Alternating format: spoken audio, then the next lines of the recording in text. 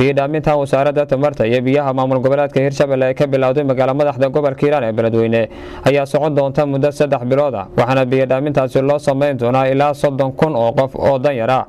oo ay xaaladda biyo xumo ee webiga Shabeelle ay saameysay ku nool Beledweyne iyo nawaaxigeeda. wasiirka wasaaradda tamarta iyo biyaha maamul goboleedka Hirshabelle ayaa furay barnaamijkan waxaana ka qayb galay oo goobjoog ka ah mas'uuliyiin ka tirsan maamulka gobolka Hiiraan iyo kan degmada Beledweyne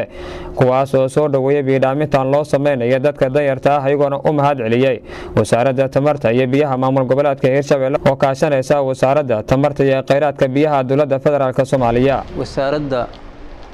biyaha iyo tamarta oo Hirshabelle oo ugu deeqday degmada Beledweyne biyadhaamin iyadoo biyaha loo qabo aad iyo aad dhibaato oo biyo loo qabo maanta biyana soo gaarsiiyay ayaan maanta mataqaanaa halkaan ku daafuraynaa. intaas kadib waxaan u mahad celinaynaa wasaaradda iyo dadkii mataqaanaa arrimahaas ka shaqaynayay waana socon doontaa. ku daafuranaynaa barnaamij biyadhaamin ah oo dowlad goboleedka Hirshabelle ay noo keentay oo loogu talagalay ilaa 9 maalmood 30,000 qof qoys in biyo laga siiyo. haddii ilaahay yiraahdo waa uga mahad celinaynaa shaqadaas ay qabsatay dowlad goboleedku way ka soo jawaabtay baaqyadii aan hore u dirayna way ka soo jawaabtay run ahaantii wasiirkeena iyo dowladda haddii ilaahay ku ron yahay dowlad goboleedka Hirshabelle baaqyadii runtii way ka soo jawaabeen waana soo dhaweynaynaa. haddana macnaha keenay deeq biyadhaamin ah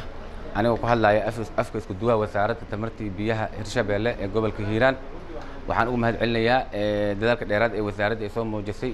maadaama maalmaha ugu dambeeyay ay ka jireen magaalada Beledweyne xaalad biyo la'aaneed oo aad u ildaran sidaas daraadeed ay ku tahay June 4teeda waxaan leeyahay waa tilaabada aad loogu farxo waa arrin macquul ah oo ku aadan biyo la'aanta baahsan ee ka jirta degmada iyo dhibaatada ku aadan xagga catashka iyo dhibaatada ka jirto. runtii waxaan aad ugu faraxsanahay gobolka Hirshabelle wasaaradda tamarta iyo biyaha inay ka soo jawaabtay oo maantana meeshaan aan u joogno oo ku daafurayno barnaamij biyadhaamis ah oo socon doonto muddo 9 maalmood ah. wasiirka wasaaradda tamarta iyo biyaha maamul goboleedka Hirshabelle Shucayb Cabdikariin Muumin ayaa faahfaahin kooban ka bixiyay biyadhaamintan ay bilowday wasaaradda tamarta iyo biyaha maamulka Hirshabelle cid ka caawinaysa wasaaradda biyadhaamintan iyo muddada ay biyadhaamintan ay socon doonto. waan biyadhaamin aan ugu talagalnay ilaa muddo 3 bilood ah 9 maalmood oo ugu talagalnay ilaa 30,000 oo qoys 30,000 qofood la rabo in la gaarsiiyo. waxaan la kaashanay oo biyadhaaminta si degdeg ah ugu soo jawaabay hay'adda caalamiga ama hay'adda qaramada midoobay UNICEF iyo wasaaradda tamarta iyo kheyraadka biyaha ee qaranka Jamhuuriyadda Federaalka Soomaaliya. anaga waxaan maanta keenay ama aan ku wareejinay dhammaan maamulka degmada iyo kan gobolka ee magaalada Hiiraan si ay u gaarsiiyaan ama ay u fuliyaan howlahaas biyadhaaminta ayadoo kaashanayno degmada ee magaalada aynu markaasina noo qabanayso noo fududeynayso kambaniga Seco. waxaan rabaa markaa inaan si gaar ugu mahad celiyo maamulka gobolka Hiiraan ay ugu horeeyaan heer gobol iyo heer degmo. waxaan rajaynayaa in sida ugu fiican ugu quruxda badan ee dadkaasi oo manaha ay ku bixi doonaan muddada aynu qabsanay inta tirada cadadka qofood ay yihiin si qurux badan oo nidaam ku jiro oo la ka cabsiga in loo gaarsiiyo. webiga inta badan labada gobol ee ka kooban tahay Hirshabelle ku tirsan waa